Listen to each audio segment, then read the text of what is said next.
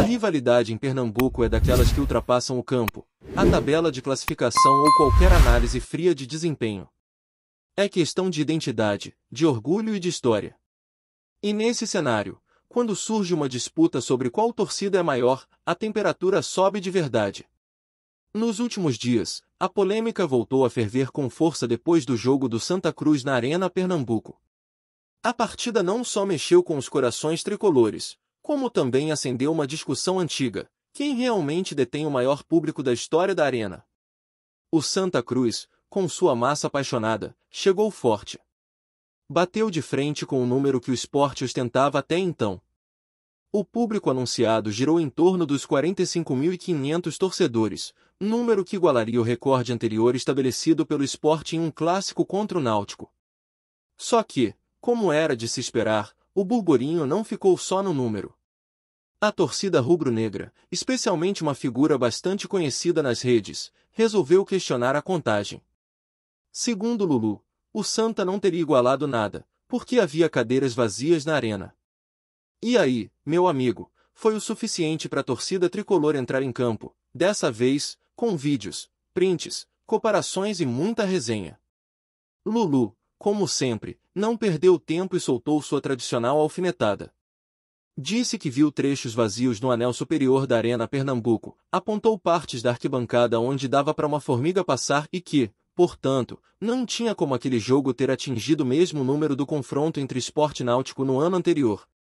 Para ele, era óbvio, se tivesse lugar vazio, então não tinha como ter 45.500 na arena.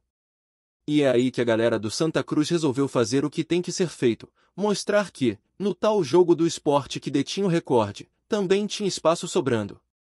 Com vídeos do YouTube, imagens de arquibancadas e registros do público, o torcedor coral foi à luta. E o que apareceu? Isso mesmo.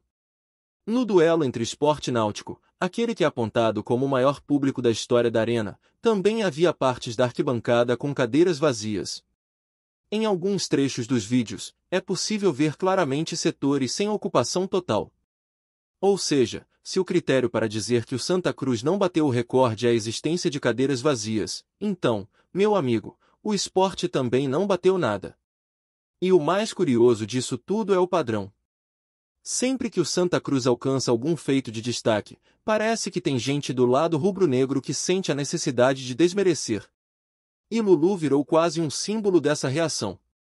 É o primeiro a tentar apontar defeito, diminuir a festa coral, ironizar qualquer conquista. Não é de hoje.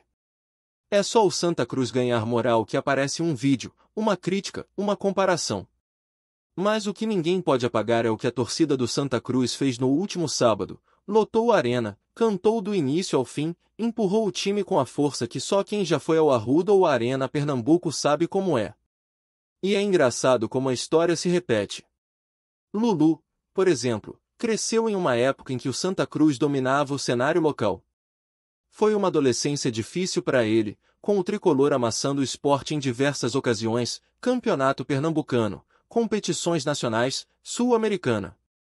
Enquanto o Sport vivia entre a Série B e, às vezes, a Série A, o Santa, mesmo em divisões inferiores, conseguia arrancar vitórias nos confrontos diretos. Isso cria uma marca, um trauma que parece até hoje refletir no discurso do cara. E aí, toda vez que o Santa Cruz respira grandeza, Lulu aparece tentando sufocar. Agora, sejamos honestos, existe algo mais emblemático do que a maior torcida do estado lotando a arena mesmo jogando a Série D? Isso é algo que incomoda. O Sport, por mais estrutura que tenha, não consegue colocar aquele volume de gente em jogos comuns. Precisa de jogo grande, de adversário de peso, ou até de promoção para atrair o torcedor. Prova disso?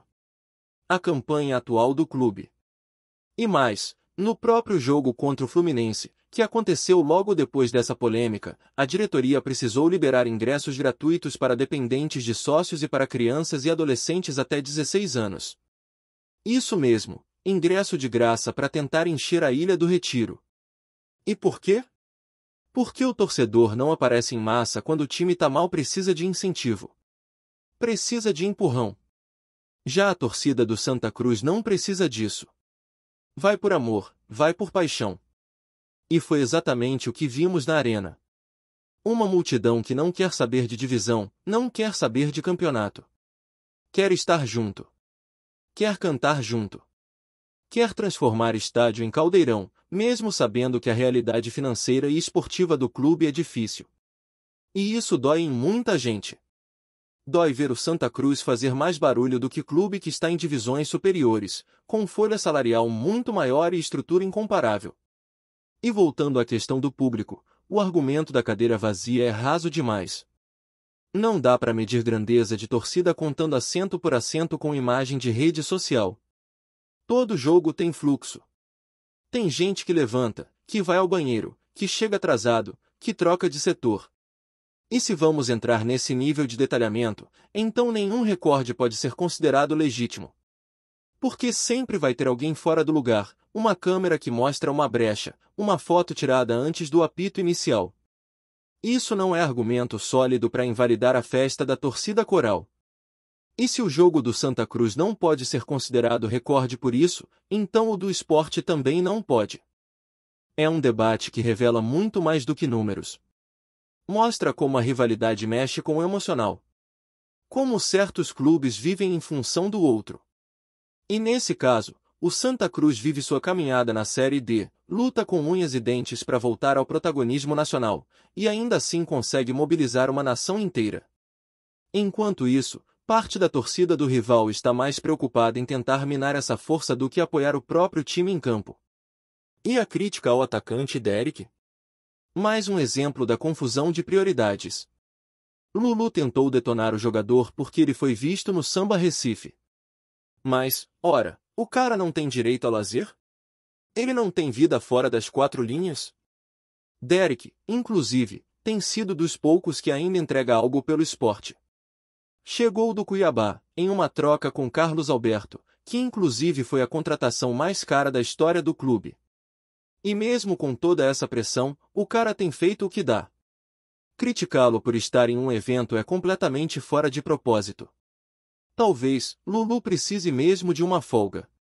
Ir para um samba, tomar uma gelada, tentar esquecer por algumas horas o trauma que o Santa Cruz lhe causa. Porque enquanto ele tenta encontrar falhas em uma torcida que só cresce, que resiste, que segue fazendo história, a realidade é uma só: o Santa Cruz voltou a mostrar sua força. E isso incomoda muito mais do que qualquer cadeira vazia possa explicar. E é curioso como essa fixação do rival pelo Santa Cruz parece não ter fim. Mesmo em momentos em que o tricolor está em divisões inferiores, sem grandes elencos, sem investimento pesado, a energia que essa torcida move é capaz de deixar os adversários desnorteados. Não se trata apenas de futebol, é algo maior, quase espiritual. E talvez por isso incomode tanto. Porque enquanto outros clubes precisam de resultados expressivos para movimentar seus torcedores, o Santa Cruz só precisa existir. A simples presença em campo já é suficiente para transformar o entorno do jogo em algo especial. E isso é difícil de engolir para quem mede grandeza por troféus ou cotas de televisão. O fato é que a discussão sobre o recorde escancarou uma verdade que ninguém gosta de admitir: o Santa Cruz tem, sim, uma das torcidas mais engajadas do país. Uma torcida que não precisa ser chamada, que não precisa de gratuidade, nem promoção, nem ilusão. Vai por amor mesmo. E isso pesa. Pesa tanto que gerou um vídeo inteiro do rival tentando provar, com base em imagens vagas e opiniões pessoais, que os números estavam errados. Ora, se a conta oficial foi de 45.500, quem é que tem autoridade para dizer o contrário?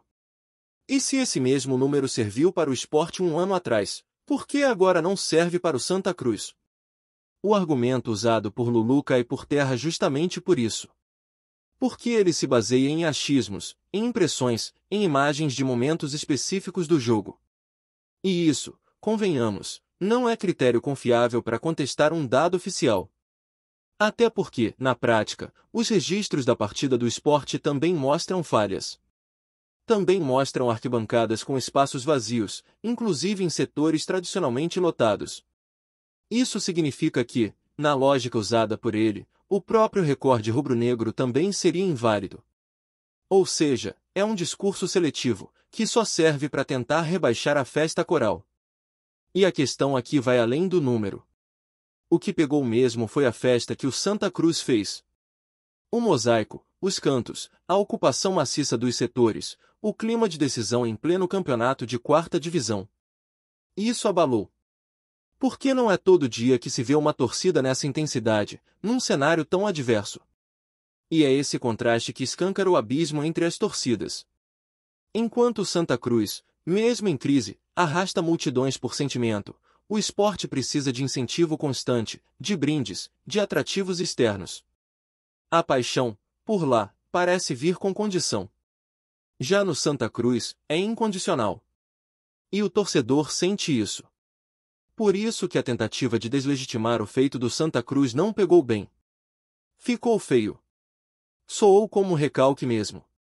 Porque quem está em paz com o próprio clube não precisa gastar tanta energia tentando desmoralizar o rival. O tricolor está lutando sua própria batalha, enfrentando adversidades muito maiores que essa discussão boba de público. E mesmo assim, com todas essas dificuldades, conseguiu fazer o maior barulho da temporada no futebol pernambucano. Mas a reação do rival expôs uma ferida que ainda não cicatrizou. Durante muito tempo, o esporte viveu sob a sombra do Santa Cruz, especialmente em momentos cruciais. E isso deixou marcas. Basta olhar para o passado recente. Foram vários confrontos em que o Santa Cruz, mesmo em situações teoricamente desfavoráveis, saiu com a vitória. Isso criou uma espécie de complexo. E Lulu é o reflexo perfeito disso. Não importa o momento, o elenco, o campeonato. Se o Santa Cruz aparece em evidência, ele sente a necessidade de rebater. Como se o brilho do tricolor diminuísse o do próprio clube. E se o torcedor coral tivesse que viver se explicando por cada conquista, por cada festa que faz, não viveria em paz. Mas a verdade é que ninguém precisa justificar o que é legítimo. Ninguém precisa pedir licença para ser grande. A festa foi feita, a arena lotou, o número foi oficial.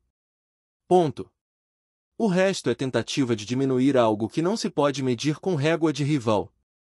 Porque o que o Santa Cruz fez naquele jogo é algo que pouca gente no Brasil consegue fazer. Lotar estádio com um time na Série D não é para qualquer um.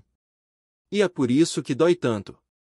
E a cada vez que um tricolor posta uma imagem da arquibancada vibrando, cantando, jogando junto, mais desesperada fica a tentativa do outro lado de provar que aquilo não foi real. Só que foi. Tá lá. Registrado em vídeo, em foto, em emoção. Aconteceu. E por mais que tentem, não tem como apagar.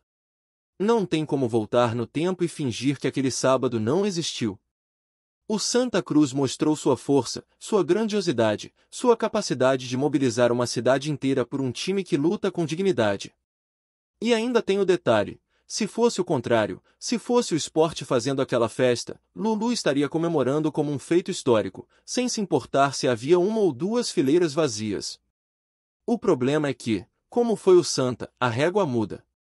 A crítica aparece. A dúvida é plantada.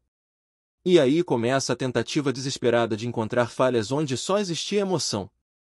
Isso mostra mais sobre quem critica do que sobre quem é criticado. Aí, para completar o combo da incoerência, ainda vem a crítica ao atacante que foi visto curtindo um evento. Como se o cara, que inclusive tem entregado em campo, não pudesse ter um momento de lazer. Isso escancara uma busca constante por vilões, por desculpas, por bodes expiatórios. Quando, na verdade, o que precisa ser feito é olhar para dentro. Entender por que a torcida não comparece como deveria, por que o time não engrena, por que o ambiente está tão tóxico. Mas não. É mais fácil apontar pro Santa Cruz. Mais fácil tentar tirar o brilho do outro do que encarar a própria sombra. E no fim das contas, o que resta é isso, uma tentativa frustrada de diminuir o que não pode ser diminuído. Porque o Santa Cruz, com todas as suas limitações, segue sendo um gigante. E não é cadeira vazia que vai mudar isso. Não é imagem recortada de arquibancada que vai reescrever essa história. O que aconteceu naquele sábado foi grandioso. E quem viu, sabe. Quem esteve lá, sentiu. Quem é rival, se incomodou. E é exatamente por isso que valeu a pena. A tentativa de menosprezar o feito do Santa Cruz revela o quanto ele ainda incomoda. O quanto ele ainda é relevante, mesmo sem títulos recentes, sem grandes estrelas, sem orçamento milionário. O que move o Santa Cruz é o sentimento. E esse, ninguém consegue medir. Nem com imagem de drone, nem com vídeo de internet, nem com discurso inflamado em rede social. O sentimento não cabe em número. Não cabe em comparação. Ele simplesmente existe. E explode toda vez que o tricolor entra em campo. Gostou da informação? Deixe seu like, compartilhe com os amigos e comente sua opinião sobre o que está rolando no esporte. Quer saber mais sobre seu time favorito? Continue acompanhando o Nordeste Sport News. O mundo do futebol pernambucano acordou com um verdadeiro terremoto nesta temporada. Rumores fortes indicam que Renato Augusto, o meio-campista que já brilhou em clubes de ponta e na seleção brasileira, estaria acertando sua chegada ao Santa Cruz. Fontes próximas ao jogador sugerem que a negociação avançou silenciosamente nas últimas semanas, mas agora o burburinho se espalha com força pelos corredores do Arruda e pelas redes sociais. A notícia deixou torcedores e especialistas em polvorosa, pois a possibilidade de ter um atleta do calibre de Renato Augusto em um clube nordestino desperta expectativas inimagináveis. A trajetória do jogador dispensa apresentações. Reconhecido pela técnica refinada, visão de jogo e passes cirúrgicos, Renato Augusto passou por gigantes do futebol nacional e europeu, sempre deixando sua marca. No entanto, sua possível chegada ao Santa Cruz seria uma virada inesperada, capaz de movimentar não apenas a equipe, mas todo o cenário do futebol local. Conversas nos bastidores indicam que a diretoria do clube vem articulando um projeto ambicioso, e contar com Renato seria o pontapé inicial desse movimento. A notícia também acendeu debates entre torcedores de outros clubes, questionando se a presença de um veterano de renome poderia transformar o estilo de jogo da equipe e influenciar decisões dentro de campo. Enquanto o mistério sobre a assinatura oficial permanece, a expectativa só cresce. Rumores apontam que o contrato já teria sido selado verbalmente, mas detalhes sobre duração e valores ainda são mantidos em sigilo absoluto. Nas redes, a hashtag com o nome do jogador começou a subir rapidamente, indicando que a torcida abraçou a possibilidade com entusiasmo, imaginação e até um pouco de incredulidade. Alguns já especulam sobre a formação ideal do time com Renato Augusto como maestro, enquanto outros preferem manter a cautela, lembrando que rumores no futebol sempre podem virar fumaça. Independentemente de confirmada ou não, a simples possibilidade de ver Renato Augusto vestindo a camisa do Santa Cruz reacendeu a paixão da torcida e trouxe os holofotes para o Arruda. Se a negociação se concretizar, estamos diante de um dos momentos mais marcantes da história recente do clube, capaz de inspirar jovens atletas e transformar o cenário esportivo da região. O burburinho segue, as redes fervem e a ansiedade só aumenta. O Santa Cruz estaria prestes a dar um passo audacioso, e Renato Augusto seria o nome que pode definir essa nova era. Obrigado por assistir ao Nordeste Sport News. Se você quer estar sempre atualizado sobre o que acontece no futebol do Nordeste, inscreva-se no canal e junte-se à nossa torcida. Até a próxima, e que venham mais vitórias para os nossos times.